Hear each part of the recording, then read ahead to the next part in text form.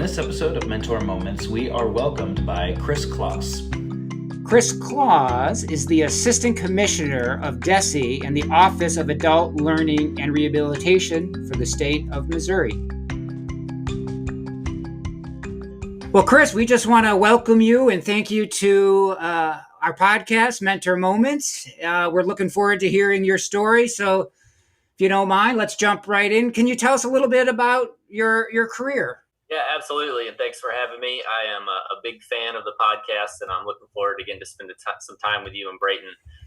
So currently, my title is Assistant Commissioner of the Adult Learning and Rehabilitation Services Office within the Missouri Department of Elementary and Secondary Education. So one of the most important things, one of the very important things I should say that I get to do is lead and direct the state VR program.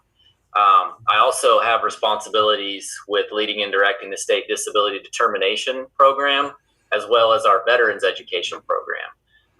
But I know for the purposes today, I'm going to talk mostly about my experiences on the VR side, since that's how I came up through the VR program. So in terms of my career, it really goes back about, 2004. I didn't start with VR until 2007, but in 2004, I spent from 2004 to 2007 working in outpatient community mental health. And that's where I really learned about VR, and I learned about the power of employment in people's lives. And it was through those experiences of working with people who were living in the community, who were also undergoing treatment for pretty significant, mental health needs, where the light bulb went off for me. And I vividly remember one gentleman in particular, how important and impactful going to work was for him in his mental health treatment. And from then I was kind of hooked. And within a year or two, my boss at the time told me about this place called Voc Rehab.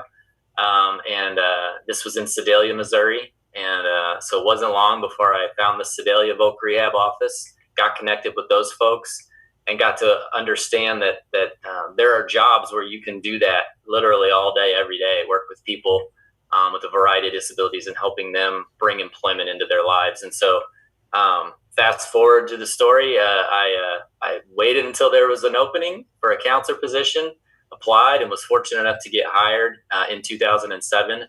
And I've spent the last 15 years getting to do a lot of different types of work within the VR, Missouri VR program. So that's a brief history. I could talk a lot longer, but I won't.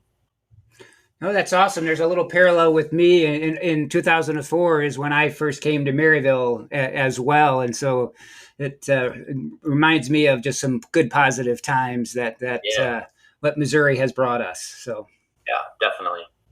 Yeah, I'm curious of if there are any kinds of highlights about your career, or like where you work now that you really, really love. Yeah, where I work now, I mean, I can quickly tell you what I love about where I work now, and it's absolutely the people. We have amazing people at really all the programs that I work with. But when it comes to VR, one of the things I think that makes our organization, one of the things that attracts people to us is the mission of the work. We all understand how important having a job, a career that we love and that gives us meaning and value, how important that is just to our overall well-being. And so it just naturally attracts people who get that.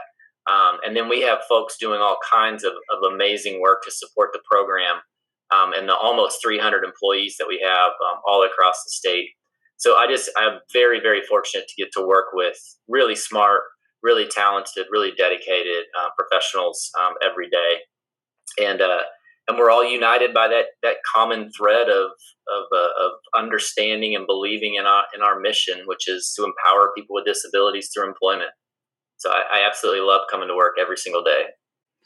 Chris, that's awesome to hear. We've interviewed a few of your colleagues, right, from Missouri Vocational Rehabilitation. And I think every single one of them talked about the power of the mission and the culture of the state of Missouri. So I guess I just really want to echo that again. And if anybody's listening in the state of Missouri and wants to work for Missouri Voc Rehab, this isn't just talk, right? It's just not words on a bulletin board. That's really your mission that comes through every day with your employees, with the counselors and staff. That's great to hear, and I will say that like I mentioned before, I've been with Missouri VR for 15 years, and it's been that way in my entire 15 years. It really is a legacy that has carried on over time and through different leaders and different folks coming in and out of the organization. But it makes a huge difference. Yeah. So Chris, we have a wide range of listeners. We have listeners who are starting their careers or mid into their careers or fairly experienced now. So looking at your career and your career development, where would you say you are in that path? Oh, that's a great question. I didn't mention that the position that I currently have, I was just fortunate enough to be promoted into 2 months ago. So, it's a pretty exciting time for me. I was pretty close to the job. Like I worked very closely with Tim Gaines, our previous director, for 4 years, and have known Tim for a lot longer than that. But it's still different when it's actually when you're in the seat, so to speak. So it's still very much learning. Even though I knew a lot, there's a lot more to learn. So I'm learning every day. When I think about my career, I would say I'm kind of right at that midpoint, maybe. I don't, right now I'm really focused on the work and the job that I'm doing. And I wholeheartedly intend to do this job as long as they'll let me keep doing it until I retire from the state of Missouri. But I think one of the things that's also pretty cool about working for Missouri VR and for state government is that, when I do get to a point, and honestly, it's still a long ways away, but it's not a long ways away at the same time, to where I could retire from state government. I have other options potentially on the table that exist across the country to continue to support the VR program. But so I'd say I'm kind of at that midpoint. Definitely not thinking about retiring, but also looking at maybe what might even be beyond, those retirement years, which for me are still at least, 12, 13, 15 years away. Chris, I appreciate that and listen to you talk about where you're at in your career and sort of where you see yourself going and staying. And that's something that, like this season 2 of Metro Moments, we really wanted to spend a little bit extra time and having people think about where they're at in their career and sort of what they want to accomplish in that stage, So in one way you said your experience, but you also said, well, you're still sort of new. So you're still new in a new job, I should say. And so you're sort of have this unique position where you're like, I can see it in your face when you talk. You still light up about, again, the honor that you have to represent the state and the staff, and that you're still excited to sort of take the program to the next level. So I guess I just want to make sure our listeners, they can't see your face, but I can. So I want them to sort of see that excitement and passion in your face. Definitely. Yeah, I'm glad it's coming through because I feel it inside every day. And it really is. Honor is a good word. But really, and it's such an exciting challenge as well, right? It's a big job. It's an important job that I have. But it's so, there's so much opportunity. And that's what gets me excited every day. We just came off of a leadership team retreat. I was telling Dr. Keener before we started yesterday and today. And one of the things that we talked about was how we as an organization have to be nimble and flexible in regards to even getting in front of, as best we can, the changing needs of the people that we serve. When the world changes faster than it is changing faster than it ever has. And when the world changes, the needs of the people that we serve change. And that's a big task. It's a big job, but it's exciting at the same time. It means we get to be creative and flexible and forward thinking. And we have the perfect team, Missouri VR, to do that. So it's very exciting. It's an exciting time for me personally, but it's also an exciting time for our organization. I've heard you kind of speak a few times, Chris, and over the summer you mentioned about sort of your leadership philosophy, or one thing you like to do is sort of you're always trying to be one or two steps ahead, or sort of that future orientation. And so again, to me, that just struck me, and I don't want to steal the wind if that's your mentor moment, but like, I think that's another tip that anybody sort of, how are you planning for today, but more importantly, tomorrow, right? As you said, things can change quickly, and we need to be able to adapt and be ready for those changes. All right, Chris. So part of season 2, we really want our guests to really think about and share with us a particular moment in that career that was impactful to them and sort of your development. So we'd love to hear what you have to say. Yeah, actually, I hope it's okay if I share more than one. I've talked a little bit about one already, which was the acknowledgement of the power of work in the lives of the people that I was serving as a community mental health specialist. And there's two more that come to mind.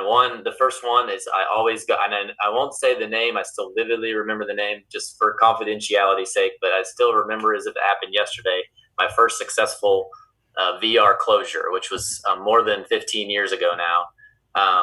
It was a young man, and he was so excited that he and his mom drove all the way physically into the office so he could let me know that he got the job. And he gave me a high five, and it was like the greatest thing in the world. And I'll never forget that, and I'll never forget how that made me feel, and also how I think it made him feel.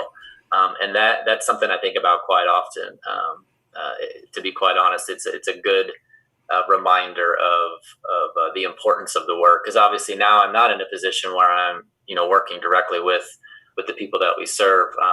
But I know those same kinds of stories and even better ones are happening every day with our amazing counselors out there all across the state. So that was a really impactful moment for me. And I think the reason that was so impactful was, and I think why it's helped me in the jobs that I've had since then, is I really had to feel that. I kind of, sometimes I like to say I'm the kind of person who likes to get my hands dirty when it comes to the work. I have a hard time sometimes just having other people do things, maybe because I don't feel like I have time or anything like that. To really understand it, I kind of have to do it. And so the value of being a counselor for 4 years is invaluable in that regard. And now I know lots of things have changed, so I don't want to act like I could jump back in and be a counselor today, because I have a high learning curve there for sure. But I do still vividly remember what that feels like, and that's important. So the second thing that comes to mind that has been really impactful and really connects with the job that I'm doing now in my role as the director of the Missouri VR General Program was a brief but powerful comment that one of my coworkers now, at the time he wasn't, but I knew him pretty well. His name is Bert Schulte, and Dr. Schulte. This is probably 7 or 8 years ago now. He really just, we were at a conference. We were going through the lunch buffet. We hadn't even really been having a conversation about anything in particular. And he looked over at me and he said, you could be the VR director one day. And then he just kept on down the line getting his plate. And it really caught me off guard because, to be quite honest, our director at the time wasn't anywhere, close to, she wasn't talking about retirement. I didn't really have specific plans or thoughts. I was just enjoying my career and wanting to get better at the job that I had at the time. But as time moved forward and Dr. Lloyd, two directors ago, as she started to approach retirement, I started to think more about that. And then, got a chance to work really closely with Tim as he came into his role as our most previous director. And so then it was like things started to look like, well, maybe this could be an opportunity for me. But that was an impactful moment for me because he planted that seed that really took several years to grow, so to speak, in my mind. And when the time came and I did have the opportunity, I felt like I had already mentally done a lot of work and was much more prepared and could actually envision and see myself in that role. And I don't know that I would have felt as prepared had Dr. Schulte not said that to me. And so I told him the other day, actually, when I was talking to him, I promised him, I said, you gave me a really powerful gift when you did that. And I'm going to pay that forward one of these days to somebody else. So that's another moment that really stands out to me. Chris, that's pretty, amazing. And it just makes me think when we talk about sort of career development, that there's that self-efficacy piece, that you believe in yourself, or you can see yourself right in that role. And that, like, again, that moment was that first, as you said, well, maybe I never really thought of it. Well, maybe I can, maybe, and again, it's kind of like, maybe athletes, when they start visualizing or write down the goal every day and read it or start practicing it, like they start seeing it in their mind before they're there. And I guess that's what, in you telling that story, that's sort of reminded me of those other moments. Yeah, that's a great, you made me think of something else. That's a great kind of analogy, because what I would find myself doing after I kind of started to process his comment, when I would be in meetings and I would see Dr. Lloyd or I would see Tim faced with tough decisions or, difficult conversations, I would kind of in my mind think about, well, what would I do if I was in that position?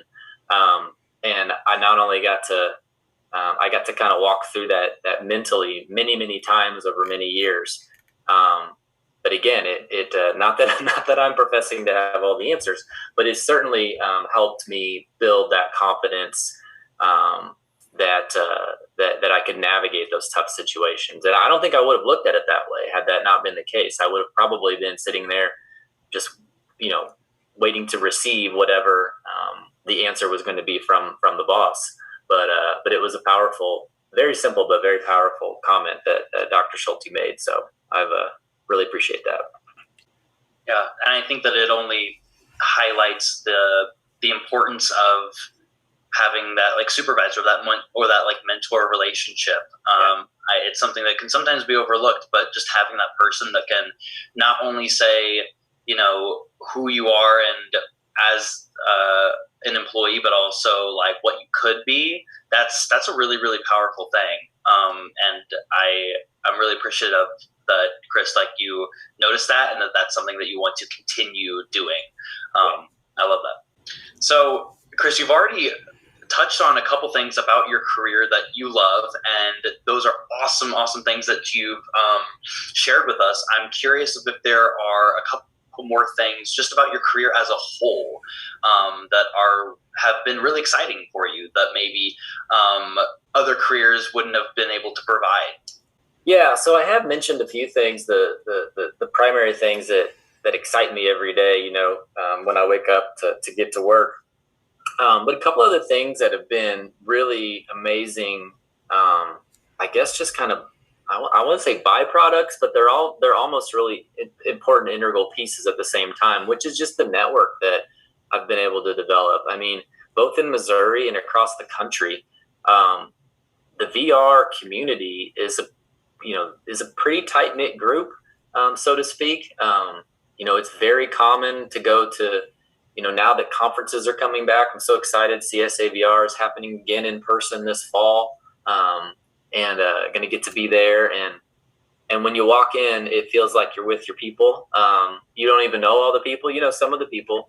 But you go to these events, you go to these conferences, you log into these national, webinars, and you see names and faces from literally all over the country. And sometimes even, the U.S. territories, as well. It's an amazing network of folks that I feel like I get to be a part of, and just learning so much. Every state is so different. You can't necessarily just copy what someone's doing in California or Kansas and drop it into Missouri, but you could certainly, and I do, learn so much from listening and listening and talking to my colleagues and peers from across the country. But even right here in Missouri, I know Dr. Keener, is an important part of the Missouri Rehab Association family, both locally and at the statewide level. And, I feel like no matter what part of Missouri I'm in, there's someone that I know that's probably pretty close by, whether that's just to chit chat and say hi, or whether that's to talk about something that's work related. So that's a really cool thing. I haven't really worked this extensively in other industries, so I don't know if that's similar or different. But I know it's good, and I know that I like it, and I know that I appreciate it. So that's a really cool part of being a part of that the VR family, so to speak. Well, Chris, we're going to change gears here a little bit, and as we all know, we're more than our job, even though that's a major, again, source of self-efficacy and pride. So, tell us a little bit of like what you'd like to do outside of work. Well, that's a great question. So let's see, I'm relearning because in July, so just 2 months ago, I actually finished my dissertation, and for the 6.5 years prior to that, I didn't do much else other than school or work, is what it felt like, anyways. But now that I've had a couple months to see, to be reminded of what that's like, definitely my family. I have an amazing wife, Tanya. She and I have been married for 19 years. It's been a school counselor for a long time, and this year she just transitioned into a job as a school psych examiner. So she does, IQ testing and things like that for kids at a nearby school district. And then we have two daughters. My oldest daughter, Ellie, is actually just beginning her freshman year at Missouri State University down in Springfield. Super proud of her. She's doing a great job and seems to be having a good time. And then our youngest daughter, Amelia, is 13, and she's a seventh grader. And she's doing wonderful at school and loves to play volleyball. And actually, she's my partner for my other, I guess my main hobby, which is just I'm a consumer of sports, whether it be on TV or in person. I love to go. We're not too far from Columbia, so we'll go watch, Mizzou, women's basketball games and volleyball games and men's basketball games, sometimes some football games, and a lot of basketball and football and baseball on TV. Amelia's gotten me lately into the women's game, so we went over and checked out our first WNBA game in Indianapolis earlier this summer. We've got some plans to go watch a college basketball game. I graduated from Indiana University with my bachelor's degree, so I'm a huge IU basketball fan. They're playing those Jayhawks later this year over in Lawrence, so we're going to make a trip over there and check that game out. So really just a big consumer of sports. I shouldn't say this, but I will. I am a Cincinnati Reds baseball fan, which is like heresy living in mid-Missouri to be anything other than a Cardinals fan. But it's been a tough few years for us Reds fans, but I have to own that because anyone who knows me knows that I'm a Reds fan. So I love sports, basically. I love watching sports and watching my kids play sports and engaging with that with them as well. So those are some of my big hobbies. Appreciate that bravery and transparency. Yeah. So shifting gears a little bit again, becoming a member of professional organizations. That's something that we have always tried to highlight in our episodes of Mentor Moments. We think that being a participant and a member of a professional organization has countless of benefits to those in their careers. And so we would love to hear if there are any kinds of professional organizations that you are a part of or have really shaped your development in your career. Yeah, I kind of mentioned it earlier, Missouri Rehabilitation Association, or MRA.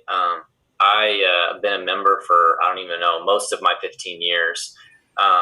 It started with just simply being invited as a counselor to participate and be a part of a group leading a breakout session. I didn't know what MRA was or anything like that, but went to the conference, had a great time speaking at the breakout session, and really quickly got to see that MRA and the rehabilitation community is much bigger than just VR. All of our wonderful CRP, our community rehabilitation program partners, were there, and getting to see and learn from them as well was really exciting. A lot of folks in the private side of the rehab community, folks on the education side, who am I forgetting? Oh, our friends from VAVR. And then even seeing some folks from outside of the rehabilitation community, maybe in kind of more of like an HR setting, or interested in learning how to diversify their workforces. So really this cool kind of collection of folks who all are kind of united by this idea, this mission, if you will, to help people with disabilities have equal access to the labor market and jobs. So yeah, it just snowballs. I mean, really, you just have to kind of take that. From my experience, it was like that first step then led to me wanting to just attend the conference the next year as an attendee, which I did. And then before you know it, you really start to develop this network. And developing a network for me has been important, kind of like at a real obvious level. Like, it gives you actual people that you can connect with and learn from, or ask questions of, or even sometimes just partner with on projects or programs or things like that. But it also, kind of like I said earlier, I mean, it went a long way for helping me just kind of have a better understanding of the community of rehabilitation professionals, and having an appreciation for what that is, and how that not only has worked but can work.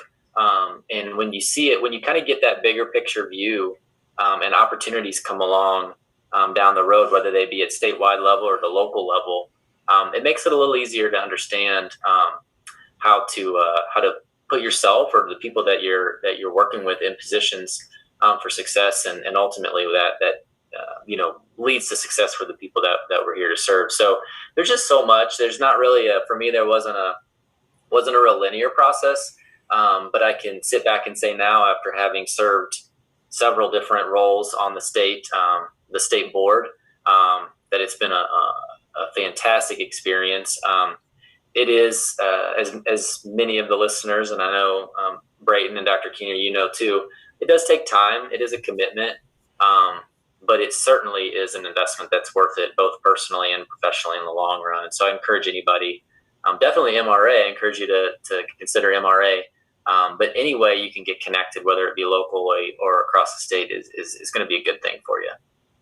All right, Chris, we have come to the climax, I guess, of our episode. We're ready to hear it. So let the listeners know your mentor moment. All right. Well, when I thought about this question, I can tell you that the very first thing that came to mind, and I've continued to think about it, and I think it is my mentor moment for sure. Part of my leadership journey was to really find a person, a leadership thinker, if you will, somebody who thinks about leadership and writes about leadership, that really I could connect with. There's so many different books and TED Talks and videos and things, but you really have to find that one that just connects with you, and that person who speaks to you when you hear them speak or read their words. And for me, I became and still am a massive fan of Simon Sinek, who most people might know as the Start With Why guy. He had a very popular TED Talk. It's probably 12 years old by now. And one of the things that he talks a lot about is this concept of not talking about or trying to convince people of what you're going to do, or but more about why. Why is it important? And I hear a lot of people say that a lot. Tell me the why. What is the why? So I think his influence has been felt since that time. But what it did was I was really intrigued by the idea. I actually took the time to develop my own why, and he has some resources that can help you guide you through that process. And I did this a couple of years ago, and I actually carry it around on a little piece of paper in my wallet. And so I'm just going to read you. This is my why, so to speak. So my why is to bring people and ideas together in new ways so that we can do more for the people we serve. And that is something that I reflect on very regularly. It's something that I think about. I spent quite a bit of time actually crafting those words. Even though they're simple words, I wanted to put them together in a way that made sense. And that's it. I mean, that's not it, but that's it. That's the core. It's the root of it. Especially with the role that I have now, it's easy to get pulled in a million different directions. But when I think about, my values, what's important to me, and when I think about what I can bring to the work that I do every day, I feel like, those words capture the essence of really how I'm able to be of most benefit to Missouri VR and to the people that we serve. So my mentor moment is to take the time to explore your why and actually write it out on paper, and keep it with you, memorize it, and use it. You heard it here first. Next time you run into Chris, when you're out, whip out your sheet of paper and show him your why. Or you can challenge me and say, hey, you said that you had that in your wallet. I want to see it. There you go. There you go. Yeah, well, Chris, thank you so much for taking the time to chat with us and share your mentor moments and those big pieces of your life that have shaped your career. It's been great getting to know you and chat with you, and we thank you again for spending some time with us. Pleasure is all mine. Dr. Keener and Brayton, you guys do great work, and it's an honor to be asked to do this. So thank you very much. Our pleasure.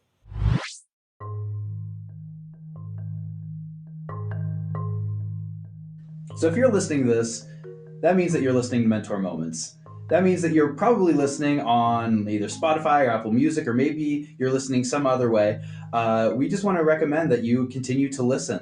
Tune into some of our previous episodes, and stay tuned. Subscribe to us, because we'll have plenty more episodes coming your way as well. In addition to the podcast, we have 2 other ways for you to stay connected with the Missouri Rehabilitation Association Eastern Chapter and Maryville University's Rehabilitation Counseling Program. We are proud to announce the creation of a YouTube channel and a blog. Both the blog and the YouTube channel will have all things related to the Missouri Rehab Association Eastern Chapter and Maryville University's Rehabilitation Counseling Program. Check us out.